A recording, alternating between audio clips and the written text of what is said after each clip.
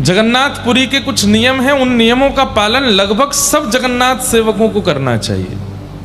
जैसे गजपति राजा महाराज उस दिन भी आज्ञा कर रहे थे कि आप भी कथा में सबको कहें कि कभी भी रथ यात्रा करनी हो तो उन्हीं तिथियों में करें जिन तिथियों में महाप्रभु जगन्नाथ जी की होती है। उससे पूर्व में या उसके बाद में रथ यात्रा नहीं करनी। क्यों?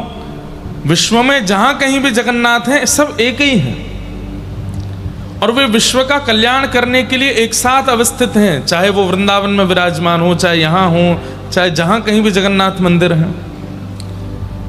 अब आगे पीछे रथ यात्रा का क्रम जब होता है तो महाप्रभु जी विश्व कल्याण के लिए हैं और रथ यात्रा में ठाकुर जी परम आनंदित। अब वहां आप रथ यात्रा करते हैं तो जगन्नाथ जी को लगता है अब हम रथ यात्रा में जाएं कि यहां बैठ के कल्याण करें।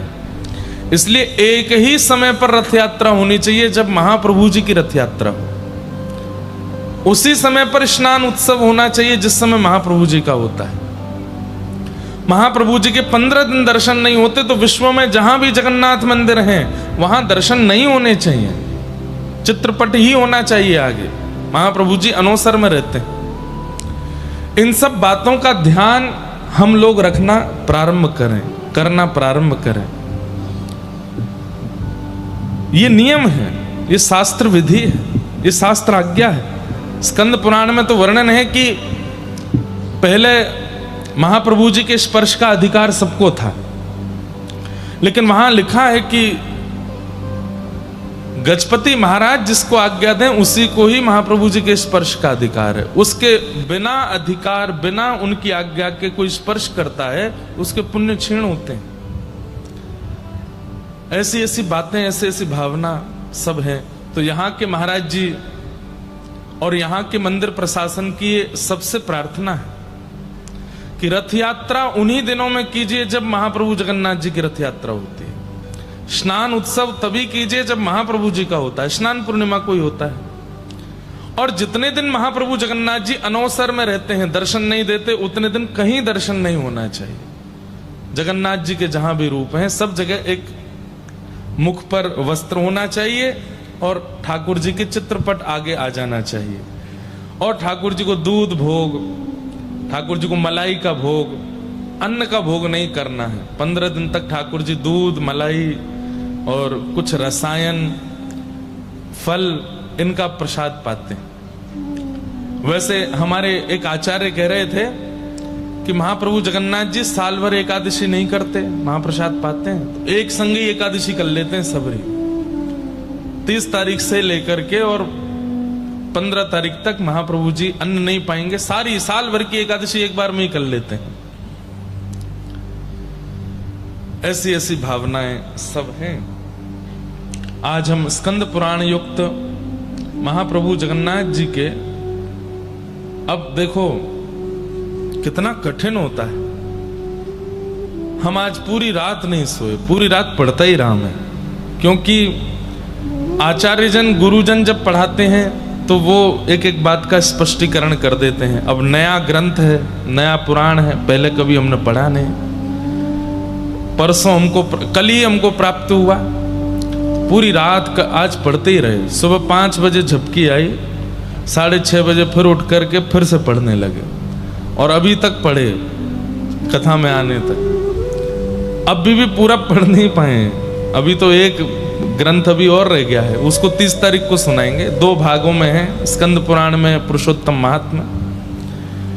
लेकिन इतना अद्भुत और कई सारे भेद मन के खुल गए। हम भी पहले कथाओं में कई महाप्रभु जगन्नाथ जी की लोक कथाएं सुनाते थे, वो सब यहां पर स्पष्ट हुई कि वैसी कथा है नहीं। जैसे कई बार क्या होता है कि कथा को रोचक बनाने के लिए कविजन उसमें कुछ निर्मित कर देते हैं भाव, लेकिन वो भाव होते नहीं हैं।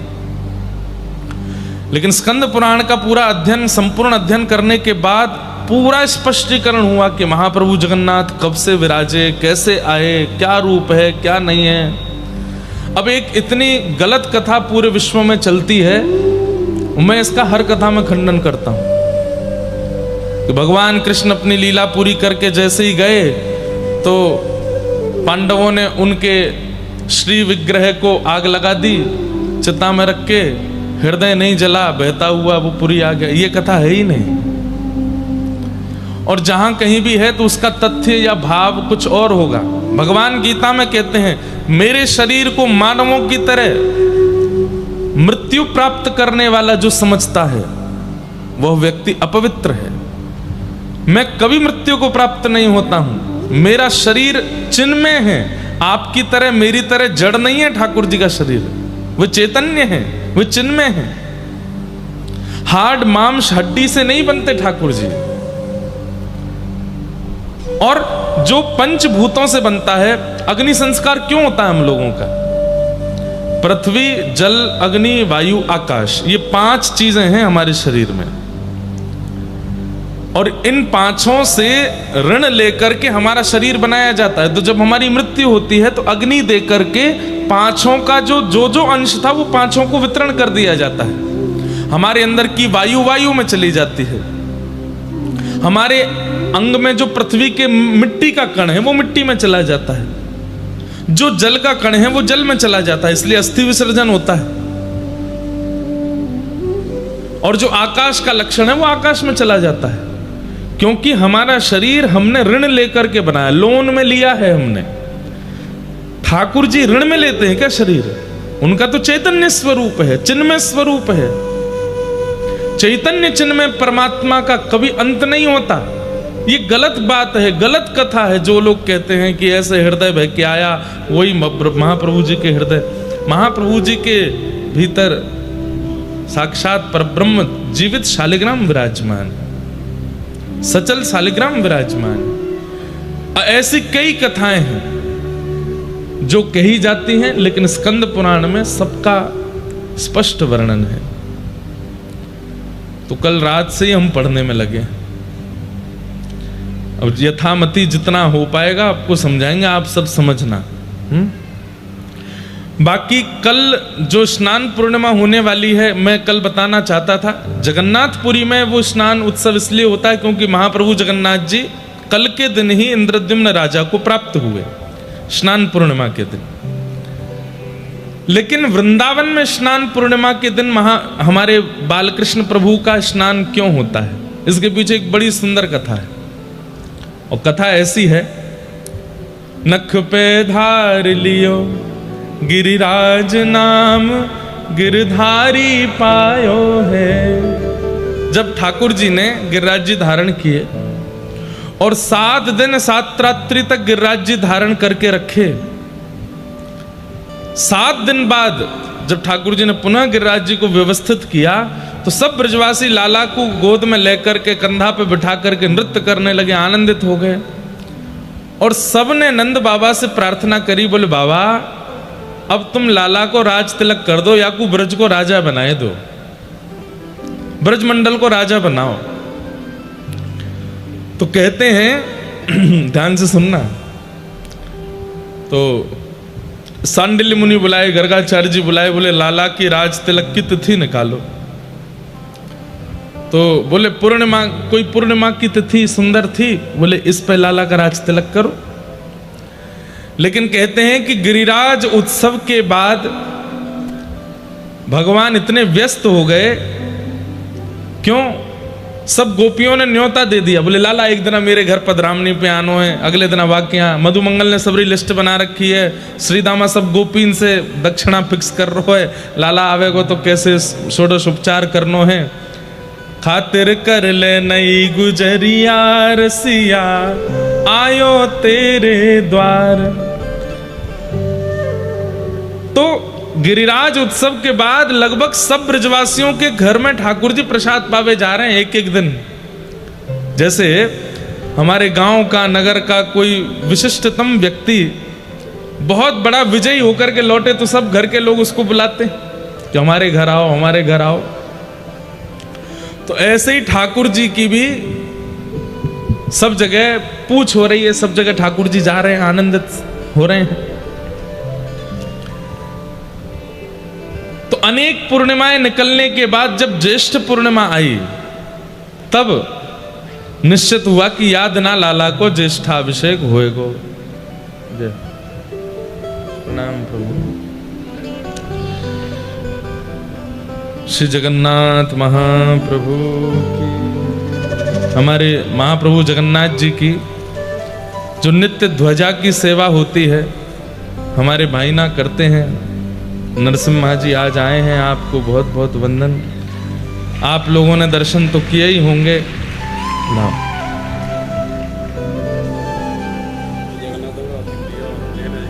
हैं? जगन्नाथ जी का अति प्रिय फूल है। ये हमारा भी अति प्रिय।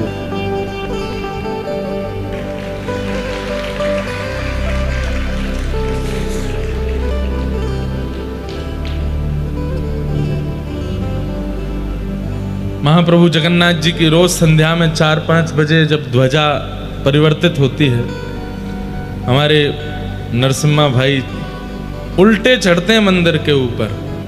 आपका पूरे परिवार और सबका ये महाप्रभु जी की ये सेवा प्राप्त है। और उल्टे ऐसे ऐसे चढ़ते हैं मंदिर के ऊपर जाकर के, फिर वहाँ ध्वजारोहण करते हैं, ठाकुर जी की ध्वजा परिवर्तन करते हैं। ऐसे हमारे भाई ना आए हैं। सब हमारे ऊपर एक बड़ी कृपा है कि हमारे मित्र संसारी नहीं है, हमारे मित्र सारे मंदिरों के धाम के ही लोग सारे मित्र हैं। और इनसे मित्रता करने में कितना फायदा, कितनी बढ़िया बढ़िया बातें पता चलती हैं। ठाकुर जी का नित्य प्रसाद प्राप्त होता है, ठाकुर जी का दर्शन मिल जाता है। तो ऐसे सब हमारे सब सखा वृंद हैं, मित्र वृंद हैं। तो आज आप पधारे, बहुत बहुत स्वागत। ध्यान से सुनो सबरे। तो गिरिराज उत्सव के बाद लाल जी की राज तिलक करवे की योजना बनी, लेकिन ठाकुर जी इतने व्यस्त हो गए हैं। सब गोपियों के यहाँ एक एक दिन जा रहे हैं प्रसाद पाने, एक एक दिन जा रहे हैं अपनी खातिर करवाने। तो नंद बाबा ने श्री दामा मधुमंगल से कही, अरे लाला को नहीं छोड़ोगे, वाको ज्येष्ठाभिषेक वाको राज तिलक करनो है।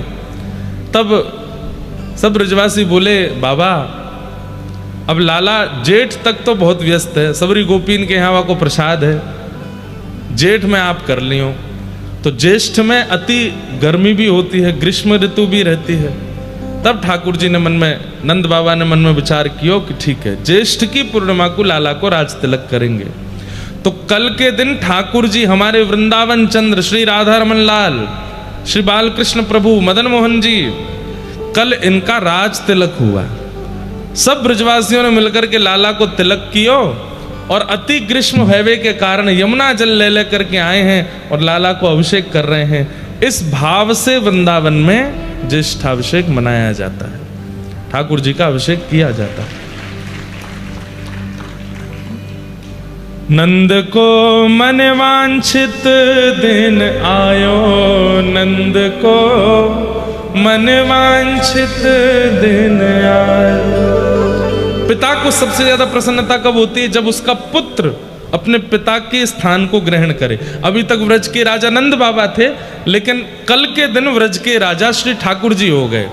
तो नंद बाबा आज बड़े प्रसन्न हैं। नंद को मन वांछित दिन आयो, नंद को फूली फिरत यशोदा रोहिणी, फूली फिरत यशोदा रोहिणी, उर आनंद न समायो,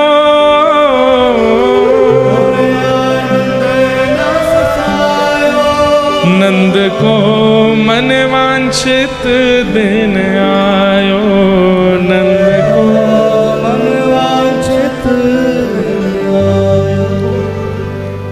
गाम गाम ते जाति बुलाई, गाम गाम सो जाति और मोतिन चौक पुरायो,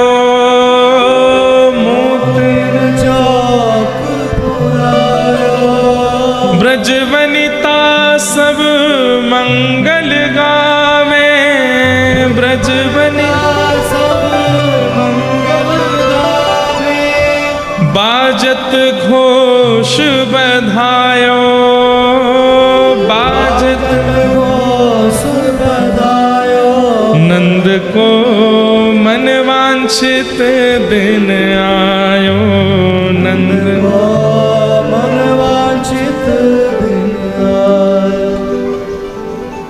लाला को राज तिलक हेवे वारो है, तो क्या विधि विधान हो रहा है?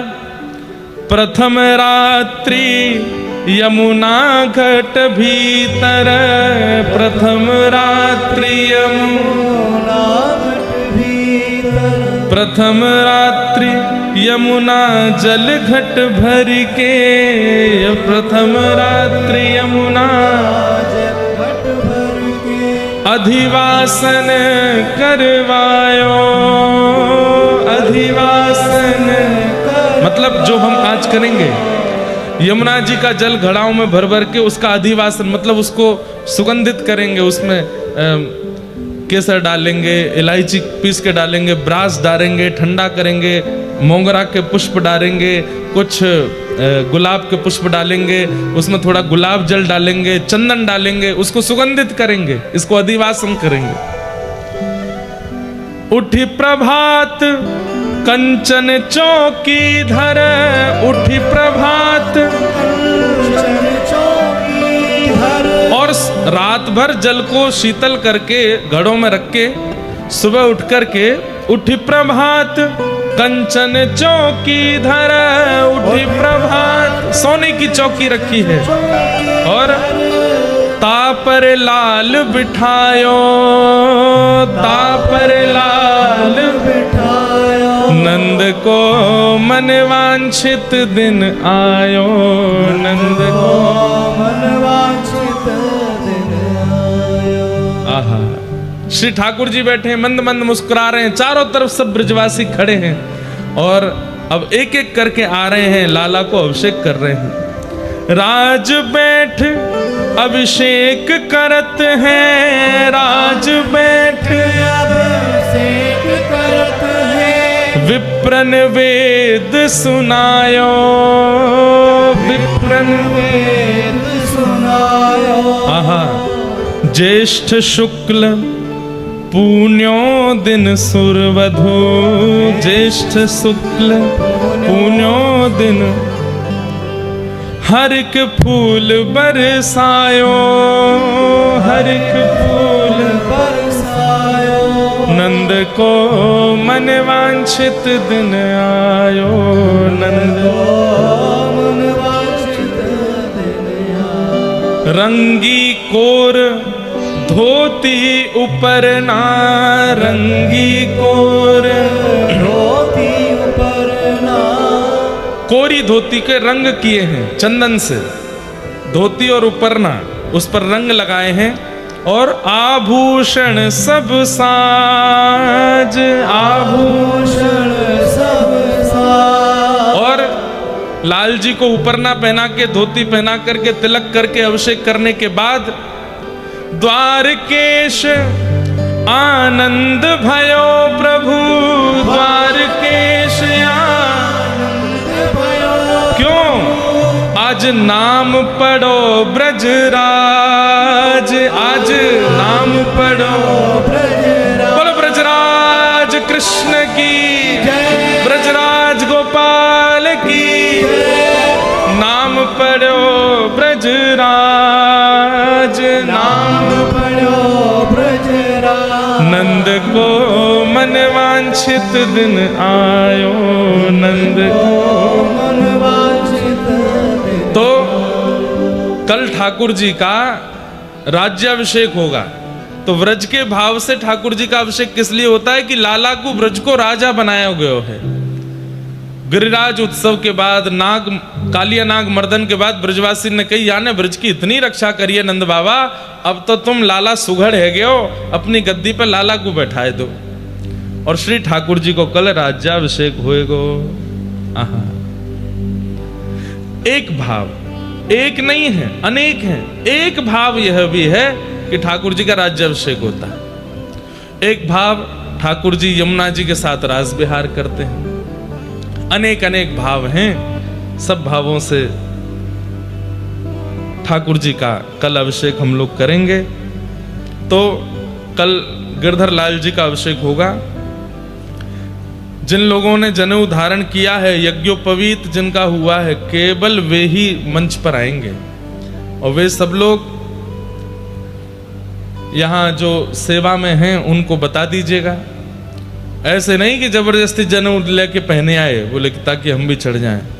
देखो, इन बातों का आप ध्यान रखा कीजिए कि अनधिकारी चेष्टा करने से आपको लगेगा कि हम ठाकुर जी को छू लेंगे, ठाकुर जी का स्पर्श कर लेंगे, लेकिन नहीं, उससे अपराध ही होता है। ठाकुर जी ने बहुत छोटे छोटे तो नियम रखे हैं। यज्ञोपवीत धारण करने वाले, गायत्री संध्या बंदन करने वाले वो हमारा स्पर्श करें, धोती ऊपर ना पहनने वाले हमारा स्पर्श करें। और जो भी कल मंच पे आएंगे, ज्यादा लोग तो नहीं आएंगे, ज्यादा से ज्यादा 10-15 लोग बस, नहीं तो हमारा लाला नेक्स्ट तो डर के मारे भाग जाएगा। इतने विशाल ठाकुर जी नहीं है ना। तो सब लोग सिले हुए वस्त्र नहीं पहनेंगे, कोरे उपरना और कोरी धोती, यज्ञोपवीत होना चाहिए, चंदन तिलक लगा करके मंच पर आएंगे। ठाकुर जी का अभिषेक कल होगा और बाकी सब लोग केवल दर्शन करना और नीचे से आशीष देना, लाला आज हमारो व्रजराज बनो है, ऐसे ही लाला व्रजराज बनो रे। इस भाव से गिरधर लाल जी का अभिषेक यहाँ करके फिर हम लोग जाएंगे महाप्रभु जी का महाअभिषेक दर्शन करेंगे। तो इस तरीके से कल का क्रम होगा। सब लोग सुबह 9 बजे उपस्थित रहिएगा। आइए हम आप सब लोग अब महाप्रभु जी के पुरुषोत्तम महात्म की सुंदर कथा में प्रवेश करते हैं और किस प्रकार महाप्रभु जगन्नाथ पुरी में विराजमान हुए वह सब भाव श्रवण करने का भाव रखते हैं। श्री जगन्नाथ महाप्रभु की जय। बलभद्र सुभद्रा मैया की जय। जय श्री राधे।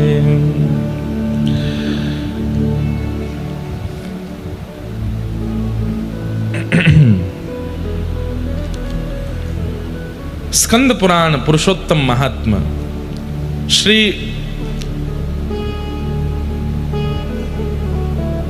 जैमिनी जी प्रवचन कर रहे हैं और ऋषिजन पूछ रहे हैं। स्कंद पुराण में विशेष रूप से हमारे भारत के समस्त विशिष्ट तीर्थों का जो मूल स्वरूप है वो स्कंद पुराण में ही वर्णन है। सब मुनियों ने पूछा, क्या कस्मिन् युगे सतु मुने इंद्रद्युम्नो भवन नृपः कस्मिन् देशेस्य नागरं कथं वा पुरुषोत्तमं गत्वा चो विष्णु प्रतिमां कारयामास वा कथं एतत् सर्वं विसस्तरतः कथस्य व महामुने। समस्त मुनियों ने मिलकर के जैमिनी महाराज से पूछा कि भगवान हमें ये बताइए कि ये इंद्रद्युम्न राजा कौन है, ये कौन से कुल में जन्मे, कौन से युग में जन्मे, कौन से वंश में इनका अवतार हुआ और इन्होंने ऐसा क्या किया कि इनके पास साक्षात चतुर्धा भगवान पधारे जिन्हें जगन्नाथ के भाव से पूरे विश्व ने वंदन किया।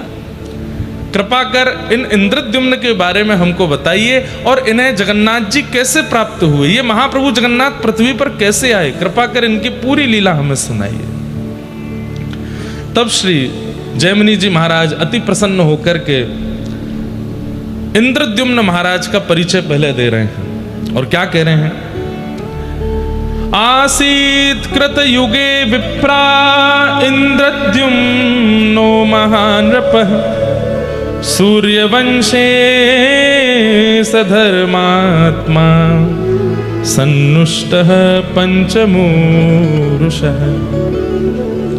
बहुत ध्यान से सुनिए, आज की कथा हम बिल्कुल जो है अभी तक तो गुरुजनों से पढ़े, लेकिन ये कथा हमको जगन्नाथ जी पढ़ा गए हैं, क्योंकि अब गुरुमुख होना आवश्यक होता है किसी भी ग्रंथ को पढ़ने से पहले, लेकिन ये ग्रंथ हमने स्वच्छंद जगन्नाथ जी से ही पढ़ा है।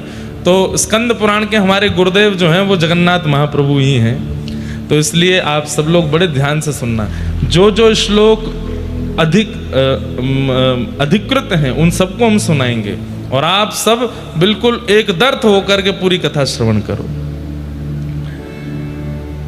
सतयुग में अब देखिए, जगन्नाथ महाप्रभु कलयुग के देवता हैं, लेकिन विराजमान कब से हैं? सतयुग से विराजमान है। सतयुग में सूर्यवंश जात में एक प्रकार से यह भाव वर्णित है कि इंद्रद्युम्न नामक राजा थे और बड़े धर्मात्मा थे। ब्रह्मा जी के अधस्तन पंचम पुरुष पुत्र माने जाते हैं इंद्रद्युम्न राजा। इंद्रद्युम्न राजा का यहां पर स्वरूप इतना सुंदर वर्णन किया गया। वे सत्यवादी हैं, वे सदाचारी हैं, निष्पापी हैं, सात्विक श्रेष्ठ हैं। मतलब ये गुण वो हैं जिन गुणों से ठाकुर जी रीझते हैं। सत्यवादी हैं, सदाचारी हैं, सात्विक निष्ठ हैं, न्याय मार्गी हैं, आत्म तत्व को जानने वाले और ज्ञान चर्चा को बड़े ध्यान से श्रवण करने का आपका स्वभाव है। लेकिन ये सारे लक्षण तो कई लोगों में आपको अनुभव हो जाएंगे। तो एक ऐसा कौन सा विशिष्ट लक्षण है इंद्रद्युम्न राजा का जिससे महाप्रभु जगन्नाथ इतने प्रसन्न हो गए, इतने आसक्त हो गए?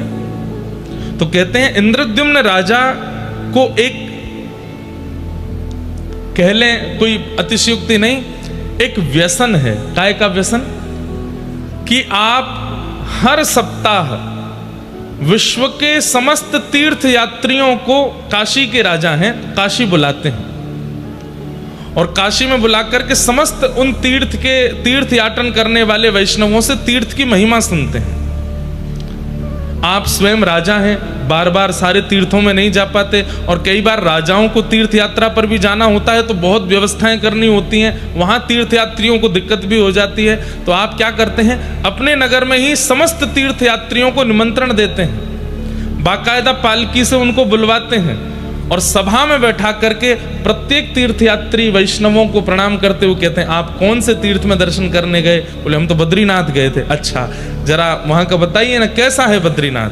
वहां की पूरी महिमा सुनते हैं और नेत्र बंद करके अपने तन को भले ही काशी में रखा हो लेकिन मन से बद्रिकाश्रम पहुंच के पूरे बद्रिकाश्रम का दर्शन करके आ जाते हैं। और फिर उस तीर्थ यात्री को खूब धन धान्य देके, दक्षिणा देके, वस्त्र दे करके खूब उनका सम्मान करते हैं कि आपकी कृपा से हम यहीं बैठे बैठे बद्रिकाश्रम हुआ है। फिर दूसरे तीर्थ यात्री के पास बैठते हैं, आप कहां से आए? बोले हम दक्षिण भारत में रामेश्वरम से आए हैं। अच्छा, वहां की महिमा बताइए। इस प्रकार सर्वगुण संपन्न होते हुए भी, अष्टादश विद्याओं से युक्त होते हुए भी, इतने ज्ञानी और इतने योग्य राजा होते हुए भी आपके अंदर इतनी दीनता है कि आप तीर्थ यात्रियों के बीच में बैठ करके तीर्थ की महिमाएं सुनते रहते हैं। तभी आपने एक जिज्ञासा प्रकट की, क्या कभी ऐसा हो सकता है कि पूरे विश्व को साक्षात परमात्मा का कभी अनुभव हो? क्या ऐसा कोई तीर्थ है या ऐसा कोई धाम है जहां साक्षात सचल भगवान विराजमान हो और उनका दर्शन हम मानव कर सके? इतनी योग्यता तो हमारे पास नहीं कि हम जप करें, तप करें, साधन करें, यज्ञ करें। करते हैं लेकिन कोई ना कोई भूल तो होती है। हे समस्त तीर्थ यात्रियों, हे समस्त तीर्थों में विचरण करने वाले वैष्णवों, मेरी प्रार्थना है, क्या इस धराधाम पर ऐसा कोई स्थान है? आप सबसे हमारी प्रार्थना, बिल्कुल हिलो डुलो भी नहीं, सब लोग ध्यान से सुनो। कोई ऐसा स्थान है जहां साक्षात परब्रह्म को अपनी चर्म चक्षुओं से हम देख सकें?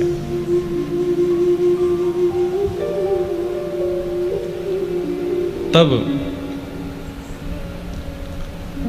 आपने प्रश्न किया कि आद्रतो व्याजहारेदम ज्ञायता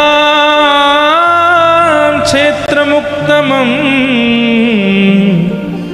यत्र साक्षात् जगन्नाथं पश्यामो नेन चक्षुष। जगन्नाथ केवल इन्हीं को नहीं कहते, परम पुरुष परमात्मा जो इस पूरे जगत का रक्षक है वो जगन्नाथ ही हैं। और इंद्रद्युम्न राजा कहते हैं, क्या कोई ऐसा स्थान है जहां पूरे जगत को चलाने वाले साक्षात पर ब्रह्मनाथ विराजमान हो और हम अपने चरम चक्षुओं से उनको देख सकें? क्या इस पृथ्वी पर ऐसा कोई स्थान है? एक प्रकार से इंद्रद्युम्न राजा ने घोषणा करके इसको पूरे विश्व में फैलवाया इस प्रश्न को कि है कोई ऐसा स्थान जहां साक्षात पर ब्रह्म का दर्शन मानव कर सके। तब एक वृद्ध से परम वैष्णव, परम विद्वान, ललाट पर अति तेज है, ऐसे एक तीर्थयात्री परम वैष्णव महात्मा उस सभा में आए और उन्होंने आकर के कहा, राजन आपका प्रश्न मुझे प्राप्त हुआ तो मैं दौड़ा चला आया आपके पास। आपकी जो जिज्ञासा है शायद उसका समाधान मेरे पास है। ये सुनते ही तो इंद्रद्युम्न राजा बोले, क्या हम जीवात्मा प्रत्यक्ष ठाकुर जी को देख सकते हैं? बोले हाँ, एक स्थान है। कहां पर? बोले मैं अपने बाल काल में वहां दर्शन करने गया था। कौन सी जगह है वो? कि औड्र देश इति ख्यातो वर्षे भारत संज्ञके दक्षिणस्योदधिस्तीरे क्षेत्रम श्री पुरुषोत्तमम। औड्र देश यानी कि उड़ीसा। उड़ीसा प्रांत में दक्षिणमुखी दक्षिणस्थ महोदधि यानी कि समुद्र नारायण, उनके तट पर एक क्षेत्र विराजमान है जिसका नाम है श्री पुरुषोत्तम क्षेत्र। ध्यान से सुनिएगा। उस श्री पुरुषोत्तम क्षेत्र में तत्र नीलगिरिर्नाम समन्तात काननाव्रत एक वन है और उस वन को चारों ओर से वन ने घेरा है। बीच में एक सुंदर सा छोटा सा एक पर्वत है जिसका नाम है नीलगिरी। बंधुओं, हम सब लोग भुवनेश्वर से जब जगन्नाथपुरी की ओर आते हैं, आप सबने ये अनुभव किया कि नहीं, पर मैं हर बार करता हूं, 8-9 किलोमीटर दूर से ही श्री मंदिर इतना ऊंचा दिखाई देता है, लेकिन जैसे ही आप सिम्मत द्वार पर पहुंचेंगे तो लगता है कि शिखर इतना ऊंचा तो नहीं है, महाप्रभु जगन्नाथ जी का मंदिर इतना ज्यादा ऊंचा तो नहीं है कि इतनी दूर से दिखाई देता है। वास्तव में अब आजकल ड्रोन चलते तो हैं, आजकल दर्शन करने की विधा ऊपर से है तो सही, लेकिन देखा जाए तो जगन्नाथपुरी और विशेष रूप से जहां भगवान जगन्नाथ विराजमान है वो श्री मंदिर एक पर्वत के ऊपर है। वो थोड़ा सा पूरी जहां पर हम अभी भी बैठे हैं इससे भी थोड़ा ऊंचाई पर है, वो नीलगिरी पर्वत है। तो तत्र नीलगिरिर्नाम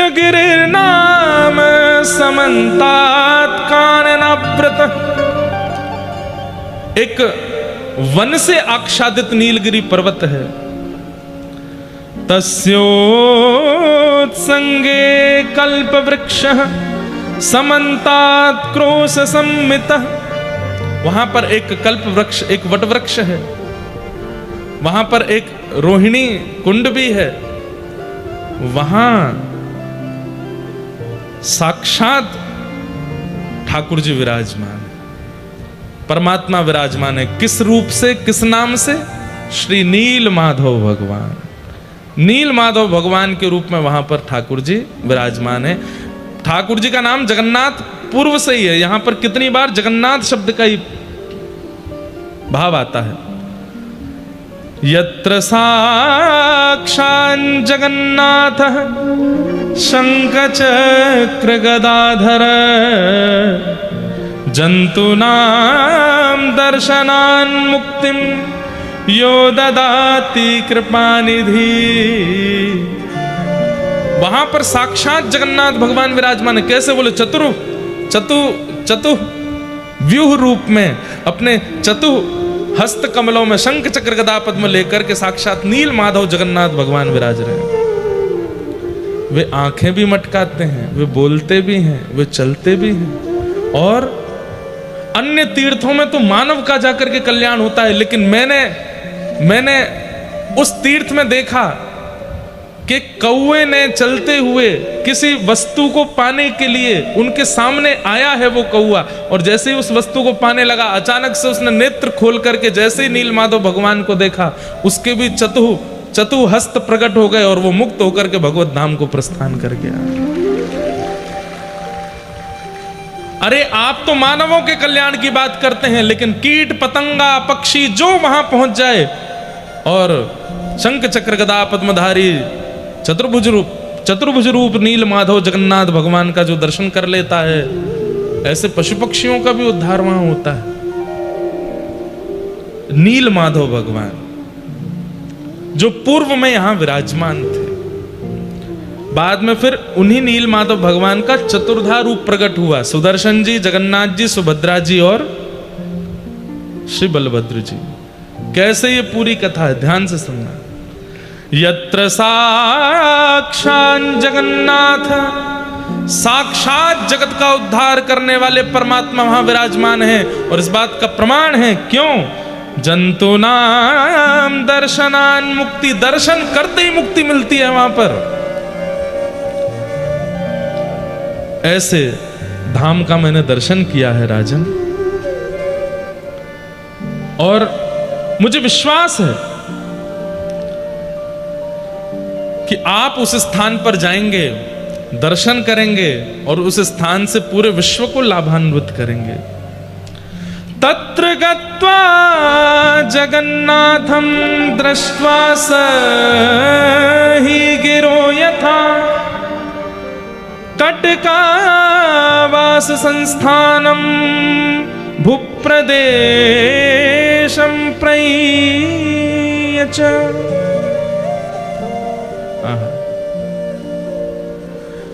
आप कृपा करके उस स्थान पर जाइए। उस स्थान के समीप में कटक नामक एक स्थान है, कटक का नाम देखिए यहां पर भी है, कटका वास संस्थानम भूप्रदेशम प्रमीयच। वहां जाकर के आप अपनी पूरी राजसभा को कैसे लेके जाना चाहते हैं उसकी पूरी व्यवस्था आप कटक में रह करके कर सकते हैं, लेकिन नाथ आपकी जो जिज्ञासा है वो इसी प्रांत में जाकर के और उन चतुर्धा रूप भगवान का दर्शन करके ही पूर्ण होगी।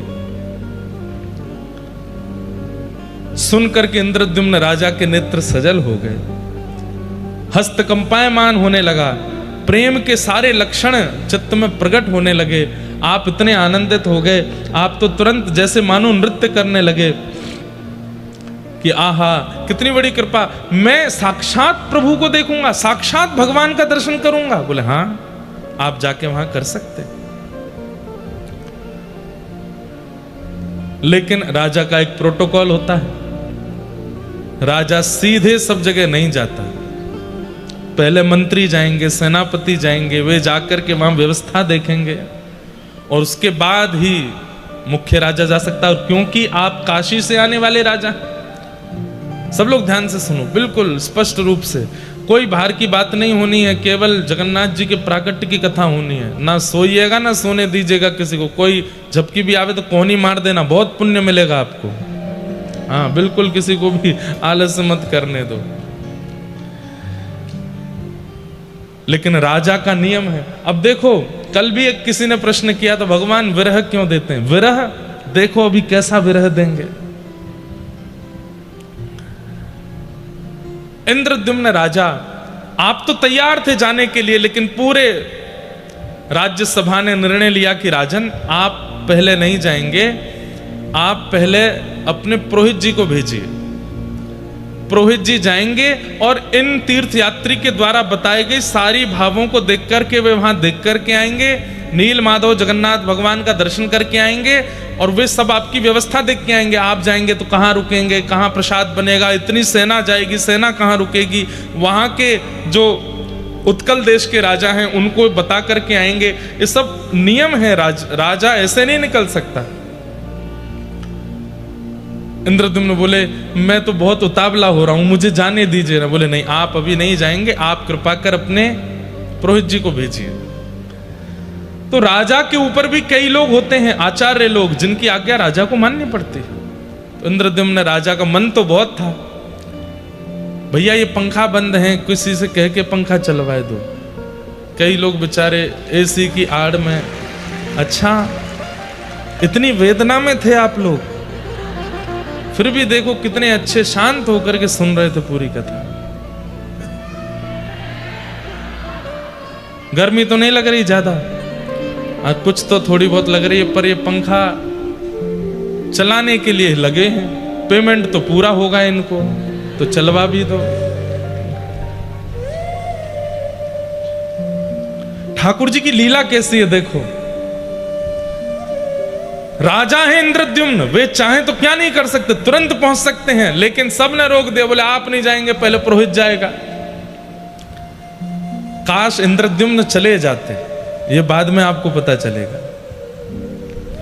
आपने अपने पुरोहित जी को बुलाया और कहा कि महाराज आप कृपा करके जाएं, तो पुरोहित जी बोले मैं तो अस्वस्थ हूं, मैं अपने छोटे भाई को भेजूंगा, और चल गए। बोलो जगन्नाथ महाप्रभु की। वाह भैया, ये तो ऐसा लग रहा है जैसे स्विच बंद जानबूझ के कर रखा था, आपको कहीं जाड़ा नहीं लग जाए, सर्दी नहीं लग जाए। हाँ क्या? अच्छा ऊपर से गर्मी फेंक रहे हैं ये, इसलिए बंद कर रखे थे। लग तो रही है गर्मी से चलने के बाद। गर्मी आ रही है क्या ऊपर से? जबरदस्ती आने लगे तो बता देना, ठीक है, फिर बंद करा देंगे।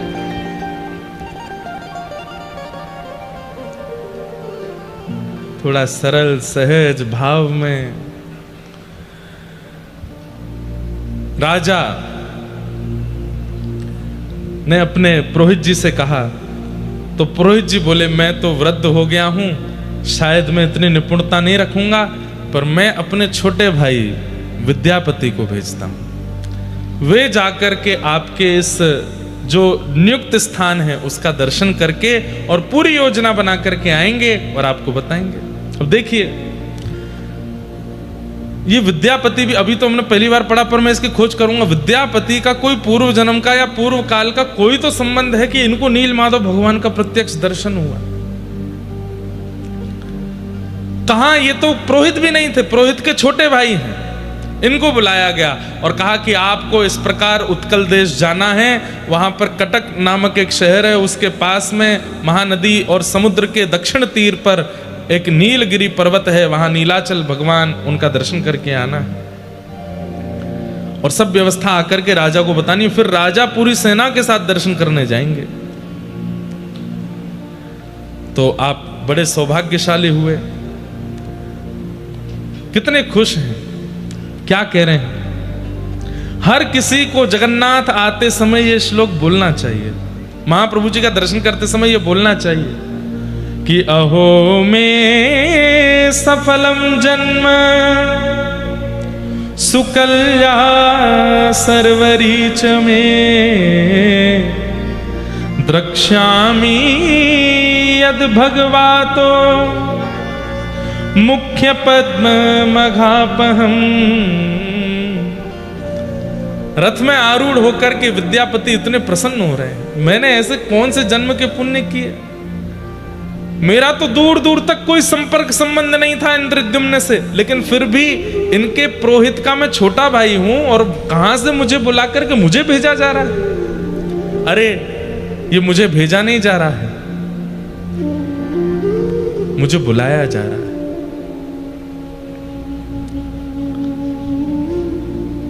कल जब रात्रि में ये भाव पढ़ रहा था, इंद्रद्युम्न राजा जब विद्यापति को जाते हुए देख रहे हैं, तो इंद्रद्युम्न को लग रहा है कि मैं राजा क्यों हूं, मैं विद्यापति क्यों नहीं, शायद मैं जाता। थक मन चल जीव चका नयन देखीब, थक मन चल जी। उड़िया भाषा में इतने बढ़िया बढ़िया गीत हैं, और महाप्रभु जगन्नाथ जी कृपा से हम सब गाएंगे। किस लिए? उड़ीसा के लोगों को सिखाने के, आपको तो आता ही है, हमारे वृंदावन के लोगों को रटाने के लिए, हमारे उत्तर भारत के लोगों को महाप्रभु जी का यश, उनका गुण सिखाने के लिए। अरे मेरे थके हुए मन, तू बहुत थक गया ना संसार में, सबने तेरा बहुत शोषण किया है, चल तुझे चकानैन जगन्नाथ का दर्शन करा के लाता हूं। कितना अच्छा भाव है। थका मन चल जीव चकानैन देखीब, थका मन। अगर हो सके तो इसको हिंदी में लिख के हमको दे दें तो हम गा देंगे। कब? बैठे बैठे क्या कर रहे हो, अभी लिखो। बहुत सुंदर बात। और श्री विद्यापति जी निकले हैं काशी से उत्कल देश के लिए, और रास्ते भर आनंदित होते हुए जा रहे हैं। अहो में सफलम जन्म सुकल्या सर्वरीच में द्रक्ष्यामि यद भगवतो मुख पद्म पद्म खापहम। मैं कितना बड़ा सौभाग्यशाली हूं, वो कमल नयन कमल मुख वाले ठाकुर जी का मैं दर्शन करूंगा। मैं कितना सौभाग्यशाली। और विद्यापति निकल पड़े हैं नील माधव भगवान का दर्शन करने के लिए।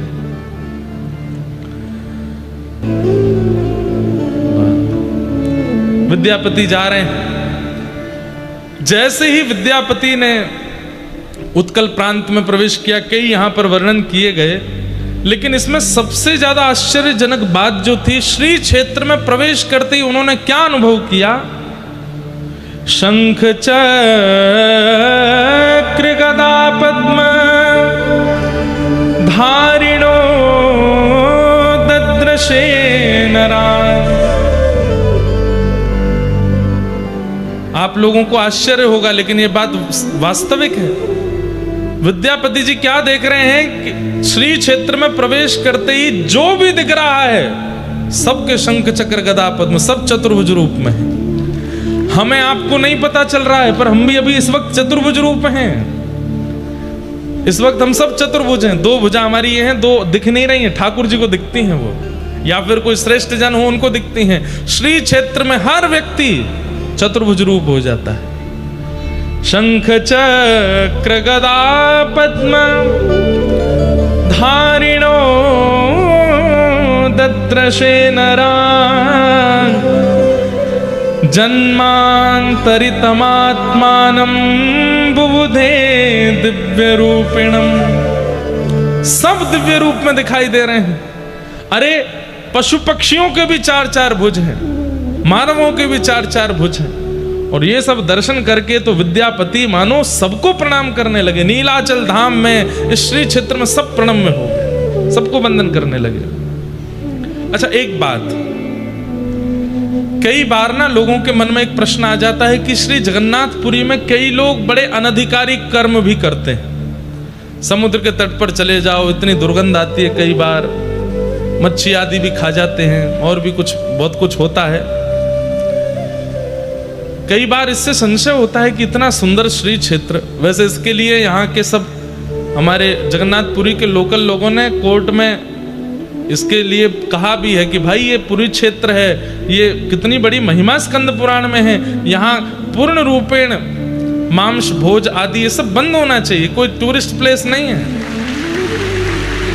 ये श्री क्षेत्र है, महाप्रभु जगन्नाथ जी का क्षेत्र है। यहाँ पर पूर्ण रूपेण वर्जित, और इसका पूर्ण दायित्व उड़ीसा की गवर्नमेंट का होना चाहिए कि यहाँ ये सब कार्य ना चले।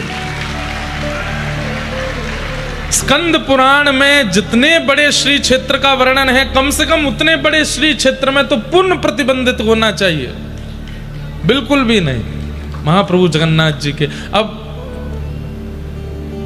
हो क्यों रहा है, महाप्रभु जगन्नाथ जी क्यों नहीं कुछ कहते? भाई देखो, कलयुग में भगवान ने पहले ही कह दिया कि मैं शांत रहूंगा, मैं कुछ नहीं बोलूंगा, मैं कुछ भी नहीं कहूंगा। इसलिए ठाकुर जी नहीं बोलेंगे, ये हमारा दायित्व है, क्योंकि धर्म की रक्षा हमको करनी पड़ेगी। भगवान धर्म स्थापित करते हैं हमारे भरोसे कि तुम रक्षा करना, बाद में मैं स्थापना करके मैं जा रहा हूं। तो ये तीर्थ धाम सब स्थापित हो गए, आद्य गुरु शंकराचार्य हुए, कितने बड़े बड़े महापुरुषों ने आकर के सब किया। हम आप सबका दायित्व है कि कम से कम अपने पूर्वजों के द्वारा प्रतिष्ठित व्यवस्थित जो व्यवस्था है उसको बचा तो लें कम से कम। हमारे वृंदावन में भी भीतर नहीं है, वृंदावन की एक बात कहेंगे आपको कि वृंदावन के भीतर मांस भोजन आदि नहीं, सीमा पर होता है, लेकिन उसके लिए भी हम लड़ते हैं कि क्यों सीमा पर भी नहीं होना चाहिए। दूर करिए वृंदावन से। ठाकुर जी की रास स्थली है वो, ठाकुर जी की जन्म स्थली है, ठाकुर जी की क्रीड़ा स्थली है। सदा वृंदावन वसती लीला परिचरो जगन्नाथ स्वामी नयन पथगामी भवतु में। जगन्नाष्टक में भी कहते हैं कि सदा वृंदावन वसती, वृंदावन में बसते हैं जगन्नाथ जी, वहीं लीला करते हैं। इसलिए वहां पर तो ब्रजवासी मिलकर के थोड़े बहुत हट पूर्वक नहीं करने देते, पर सीमा में भी जो है उसको भी हटाने की पूरी योजना कर रहे हैं।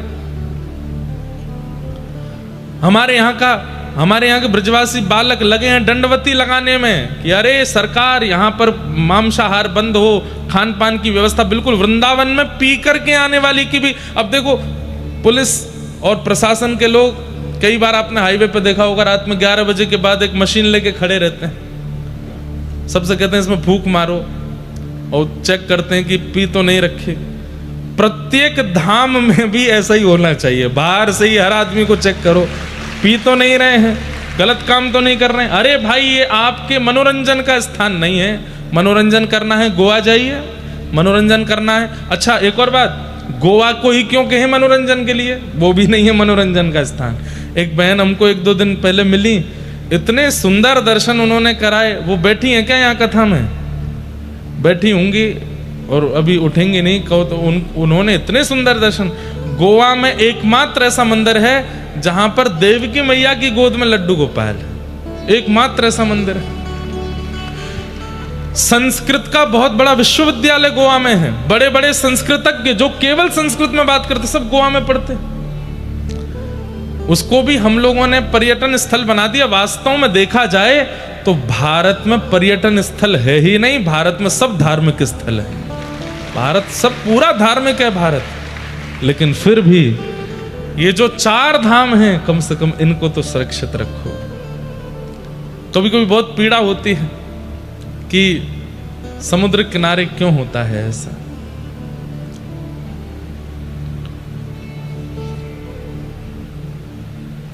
तो सब चतुर्भुज रूप में थे। जैसे ही विद्यापति यहां पहुंचे हैं, शंख चक्र गदा पद्म धारिणो दद्रशे नरान जन्मांतरितमात्मानं बुबुधे दिव्य रूपिणम। सब दिव्य रूप में दिख रहे हैं। आहा, देख करके विद्यापति जी ने सबको प्रणाम किया। तभी इस श्री क्षेत्र में सवर लोगों का निवास था। उन्हीं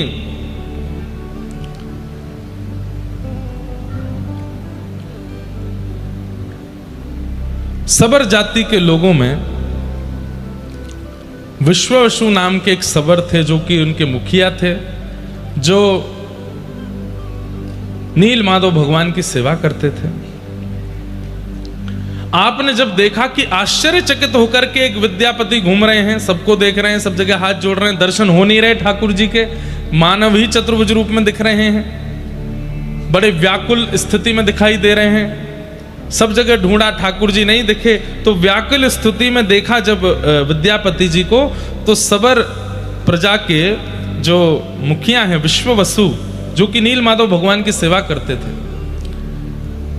उन्होंने जब आपको देखा तो आकर के उनसे पूछा कि कुत समागतो विप्र काननान्तः सुदस्तरम शुश्रूत्परितः शान्तश्च सुखमत्रास्त्रयतां चरिम। हे महाराज, आप कहां से आए हैं विप्रवर? और आपके मुखमंडल को देख करके लगता है आप भूखे प्यासे हैं, थोड़े से असहज भी लग रहे हैं। और इतने दुर्गम कानन में, इतने दुर्गम वन में आप भीतर प्रवेश कैसे कर गए? हे नाथ, आप कहां से आए हैं? कृपा कर हमें बताइए। तब विद्यापति जी ने अपना परिचय देते हुए कहा कि मैं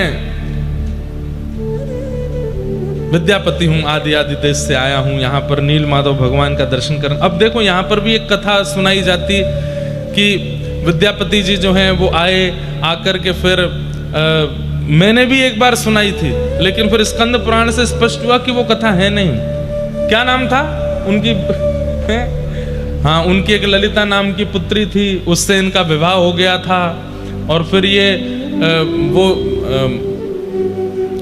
जो विश्ववसु थे, ये ऊपर दर्शन करने जाते थे, किसी को लेके नहीं जाते थे। एक बार विद्यापति जी पीछे पीछे सरसों लेकर के गए, दाने गिरते गए, वही दाने जो है एक दिन पुष्प बन गए, जाकर के नील माधव भगवान को ले आए, ऐसा। पर वो कथा नहीं है, स्कंद पुराण में नहीं है। जो पुरुषोत्तम क्षेत्र का महात्मा, उसमें ये कथा नहीं है। अब इसमें भी यही भाव है कि कोई रचनाकारों ने सुंदर कथा करने के लिए, लोक कथा बनाने के लिए ये कथा प्रस्तुत की, लेकिन मूल कथा क्या है? उन्होंने स्पष्ट बता दिया कि मैं नील माधव भगवान का दर्शन करने आया हूं, और हमारे यहां एक तीर्थयाटन करने वाले ने आकर के इंद्रद्युम्न राजा को बताया कि इस प्रकार नील माधव भगवान हैं और उनका आप दर्शन करो। तो उनका दर्शन बिल्कुल साक्षात परमात्मा के दर्शन के समान है। इंद्रद्युम्न राजा का नाम सुनते ही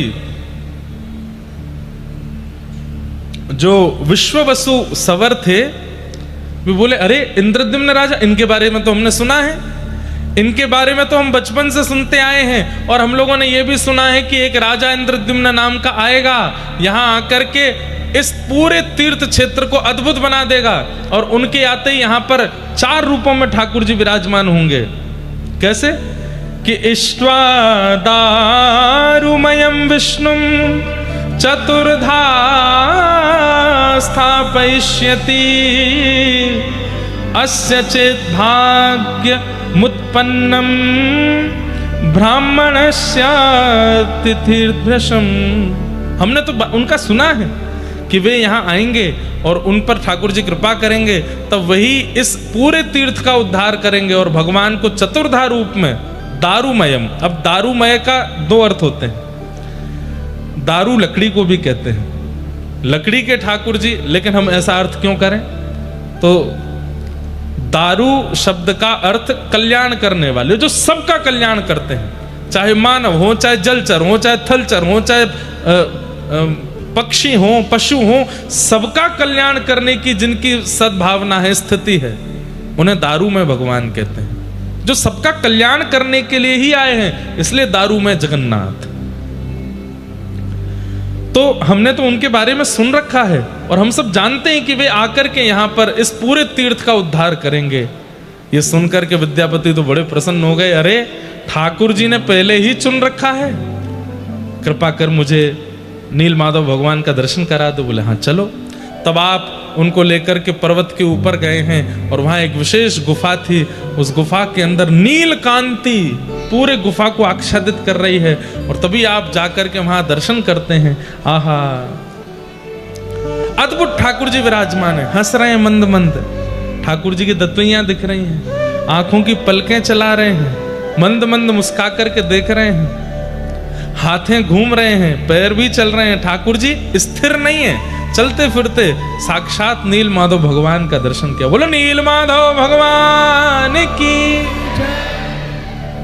और यहां पर हाथ जोड़िए, विद्यापति ने स्तुति गाई है। नमस्ते कमलाकांत, नमस्ते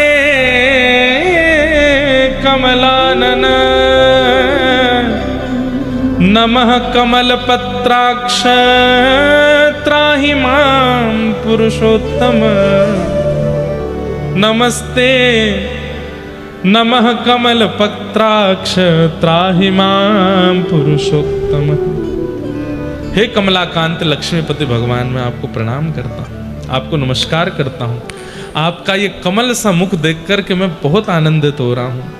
मैं आपको पुनः प्रणाम करता हूँ। हे कमल दल लोचन, कमल के समान आपके नेत्र हैं। आपको बारंबार प्रणाम करता हूँ।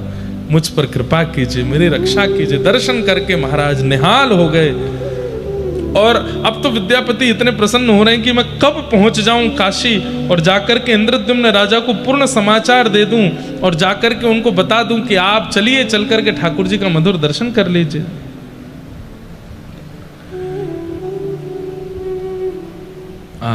लेकिन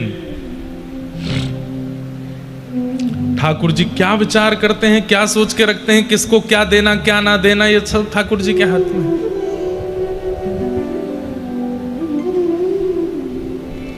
केवलम माधवम तत्र न द्रक्ष्यति महिपति अचिरा देव भगवन्यस वर्णवालु कयाव्रत।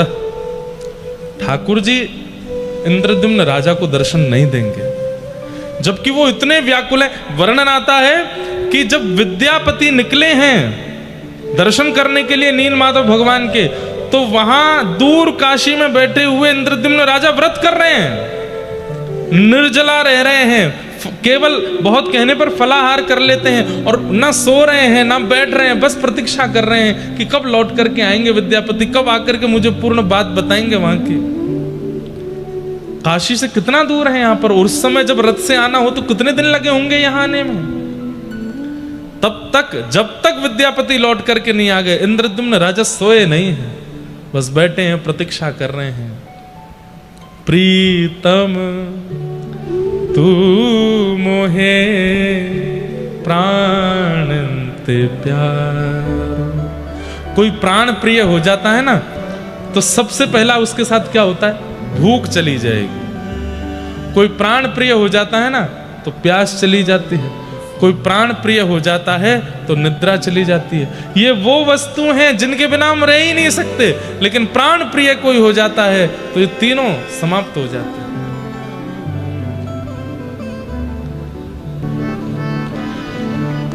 तो इंद्रद्युम्न राजा कितने व्याकुल हैं, लेकिन ठाकुर जी की लीला अद्भुत है। विद्यापति नील माधव भगवान का दर्शन करके सब व्यवस्थाएं देख के, कहां राजा आएंगे, कैसे आएंगे, यहाँ के तत्कालीन राजा को सूचना कर दी कि काशी के नरेश यहां आ रहे हैं, आदि आदि सब बता दिया। लेकिन जैसे ही विद्यापति यहां से लौट करके गए, समुद्र में उफान आने लगे, जोर की बारिश होने लगी, तेज हवा चलने लगी, और समुद्र के तट की जितनी भी ये स्वर्णमयी बालू है, नीलाचल धाम की स्वर्णमयी बालू, वो सब बवंडर के रूप में बहने लगी और उड़ते हुए नील पर्वत पर गई है। सब देख रहे हैं, सबके आंखें खुली रह गई, सब सबर लोग देख रहे हैं ये क्या हो रहा है, ऐसा तूफान, ऐसा बवंडर पहले तो कभी नहीं आया।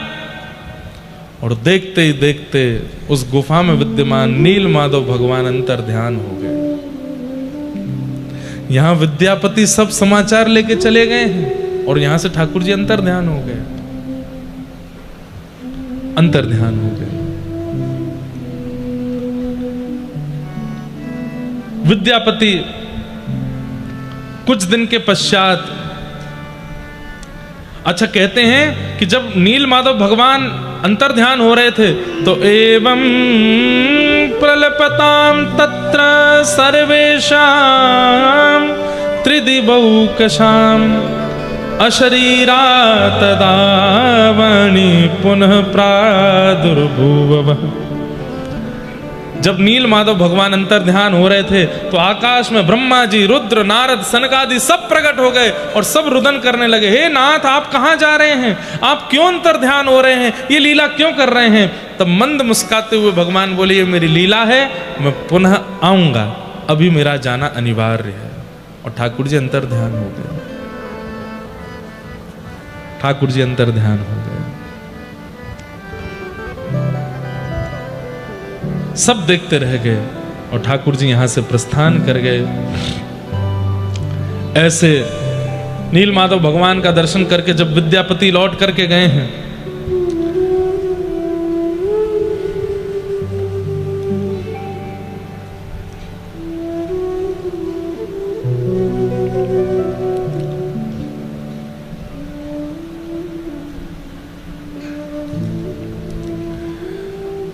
लौट करके गए और जाकर के आपने वहां सब सुध बताई कि मैं उत्कल प्रांत में होकर के आ गया हूं और वहां नील माधव भगवान ऐसे विराजमान हैं, उनके नेत्र ऐसे हैं, उनका स्वरूप ऐसा है, सब ऐसा।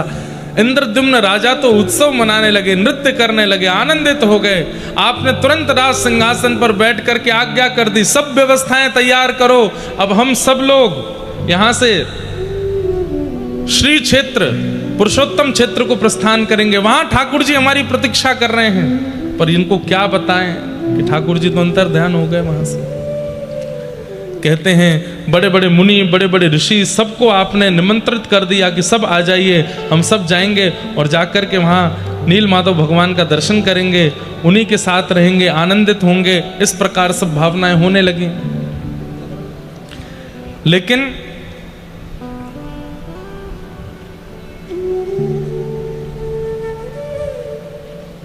सब व्यवस्था हुई और आपने पूरे नगर को बुला करके आज्ञा कर दी कि मैं अब यहां से प्रस्थान कर रहा हूं, आप में से जो भी मेरे साथ आना चाहें वो चल सकते हैं और मैं जाके दर्शन करके लौटूंगा, ऐसी अब मेरी भावना नहीं। अब तो मैं जाकर के दर्शन करूंगा और फिर सदा उन्हीं के पास रहूंगा, नील माधव भगवान के पास ही रहूंगा। तो मैं इसी भावना से जा रहा हूं कि मैं लौट करके नहीं आऊंगा। एक नगर का, एक देश का राजा ऐसी आज्ञा कर दे तो देश के लोग कहां जाएं? फिर सब संगी चलेंगे। सब ने अपने बोरिया बिस्तर बांधे, बैलगाड़ियों में लगा लिए, कोई सब प्रकार से बड़े बड़े वेदज्ञ, बड़े बड़े ऋषि, बड़े बड़े महात्मन सब इंद्रद्युम्न राजा के संग हो लिए। राजा बड़े प्रसन्न हैं, नाचते गाते हुए, आनंद करते हुए, उत्सव मनाते हुए सब आ रहे हैं श्रीपुरी क्षेत्र के लिए, नील माधव भगवान का दर्शन करेंगे। आहा,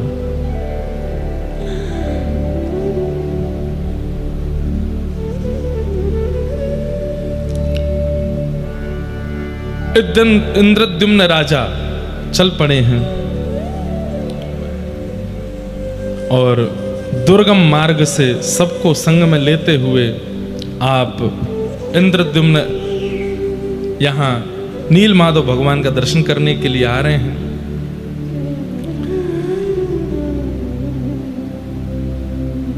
और यह भी बताया था विद्यापति जी ने आकर के कि वहां तो प्रचार है इस बात का, पहले से ही ये बात वहां घोषित हो गई है कि आप वहां जाएंगे और वहां जाकर के ठाकुर जी का सुंदर स्थापन करेंगे।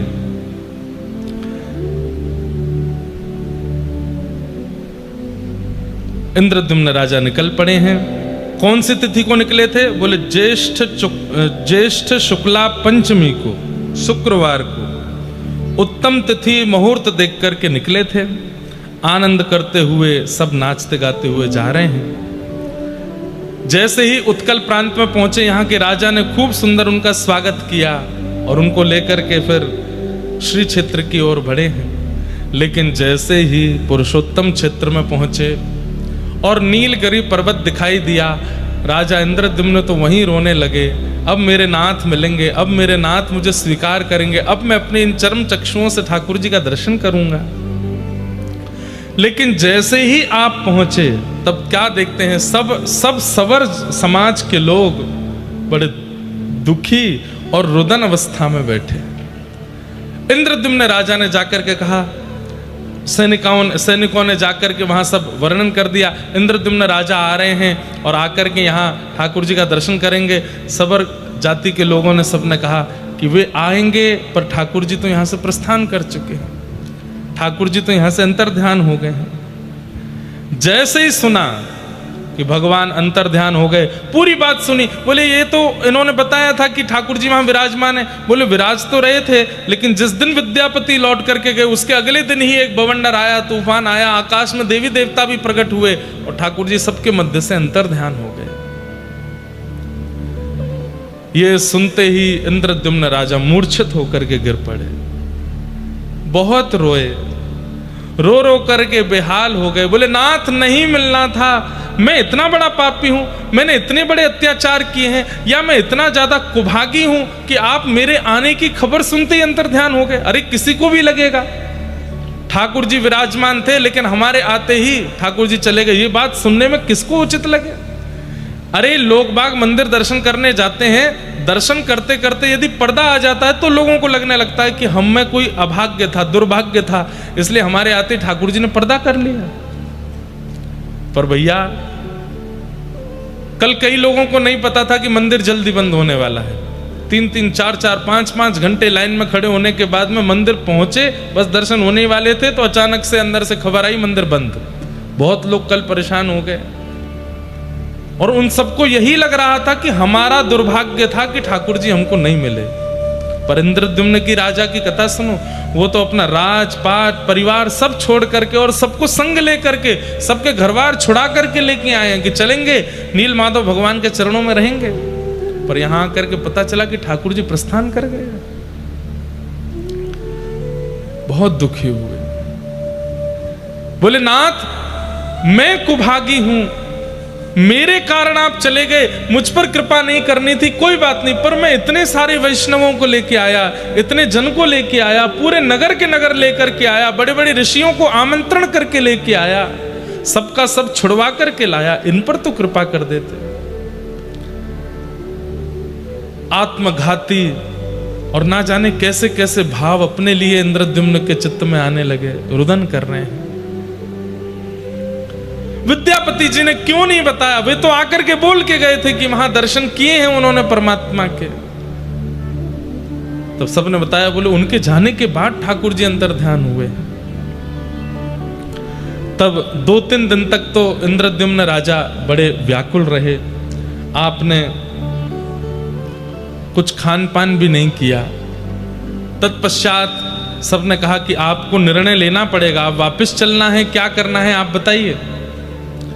लेकिन तभी सबर समाज के एक व्यक्ति ने आकर के बताया, बोले भगवान जब अंतर ध्यान हुए थे तब उन्होंने आकाशवाणी की थी कि मैं पुनः आऊंगा।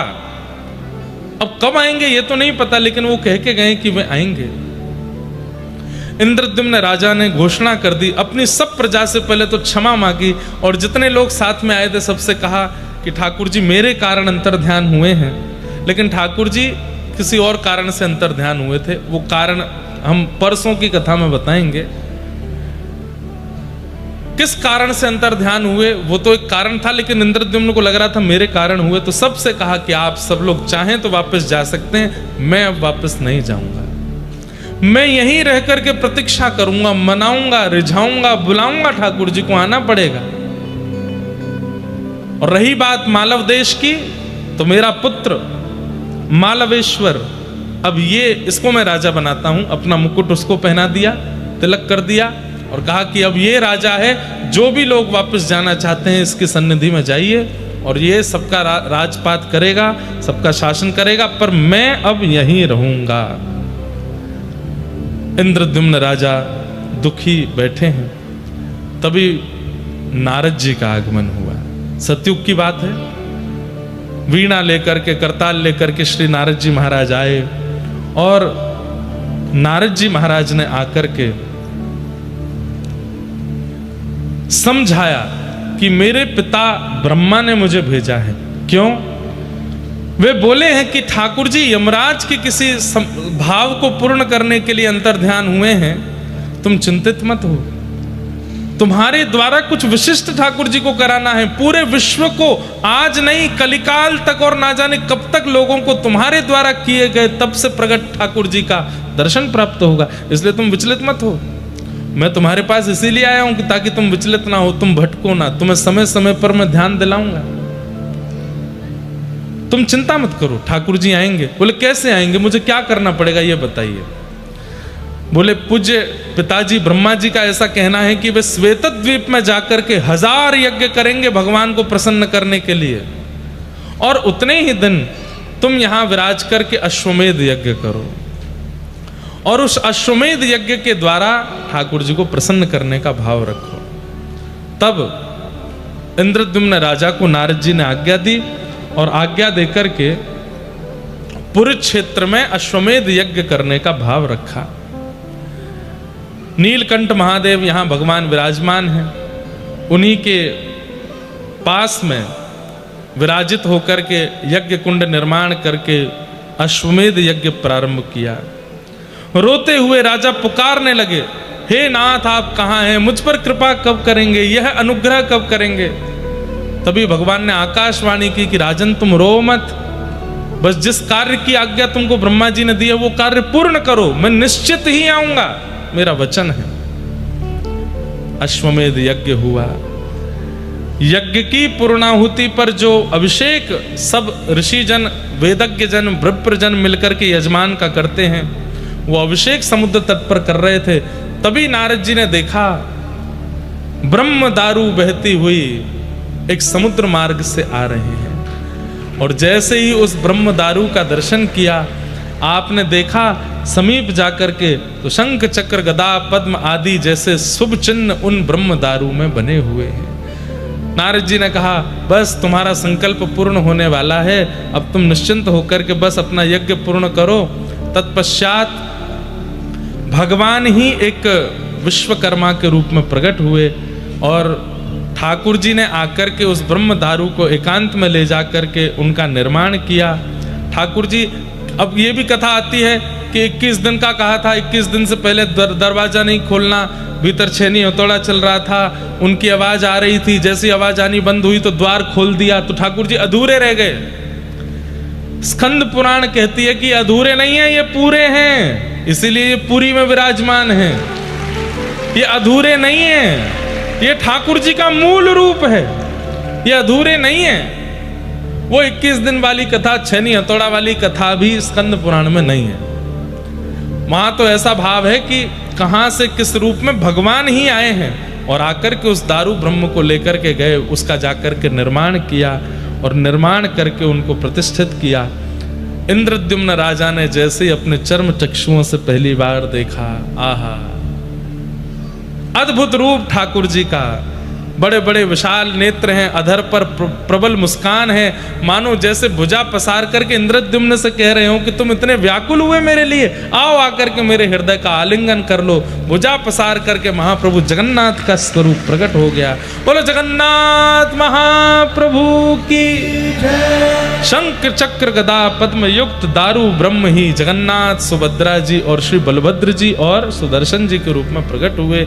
नील माधव भगवान इन्हीं के भीतर आकर के अवस्थित हो गए, जो पूर्व में विराजमान थे। तत्पश्चात अब आगे का क्रम बहुत विस्तृत रूप से कैसे यहाँ विराजमान होकर के ठाकुर जी का अभिषेक आदि किया, वो सब क्रम आता है। इस प्रकार महाप्रभु जगन्नाथ जी नील माधव के रूप में प्रकट हुए और इंद्रद्युम्न राजा को प्राप्त हुए। बोलो जगन्नाथ महाप्रभु की।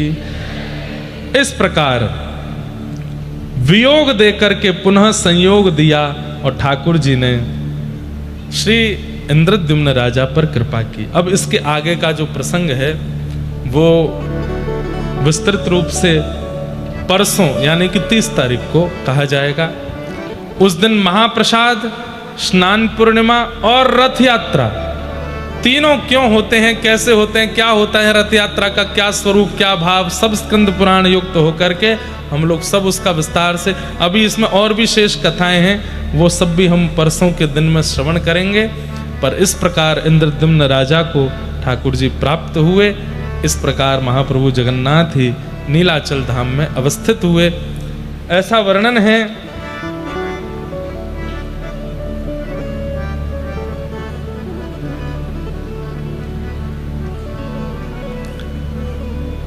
अब ये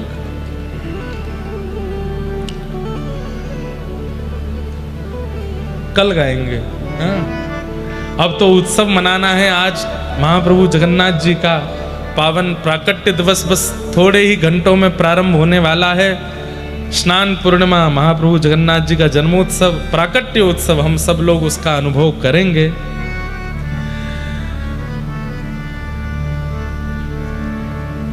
एक दो पंक्ति में लिख रहा था आज सुबह आते आते, तो उन्हीं को ही गा करके उत्सव मनाते हैं। हो प्रगटे महाप्रभु जी आज, हो प्रगटे,